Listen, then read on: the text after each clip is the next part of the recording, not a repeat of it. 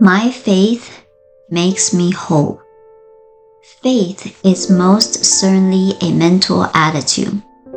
A person approached Jesus, and from the inspiration of the occasion, standing in the light of one whose wick of life was ever kept trimmed and burning, feeling the warmth and color of its eternal glow, exclaimed, "I believe."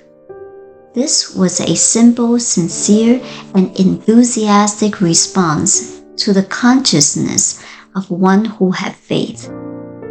But no sooner had he exclaimed, "I believe," out of the enthusiasm of his will to believe, then old thought patterns arose to block his faith, and he said, "Help thou my unbelief." Faith is more than an objective statement.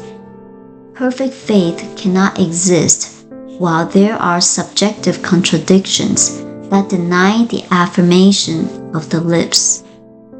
It is only when the intellect is no longer obstructed by negative emotional reactions arising out of the experiences of doubt and fear that the word of the mouth can immediately bear fruit.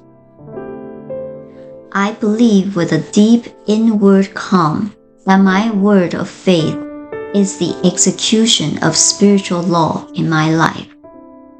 I have absolute reliance upon the law of good.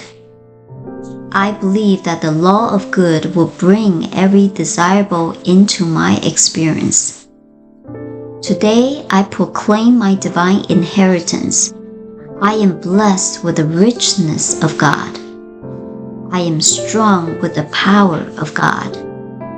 I am guided by the wisdom of God. I am held in the goodness of God today.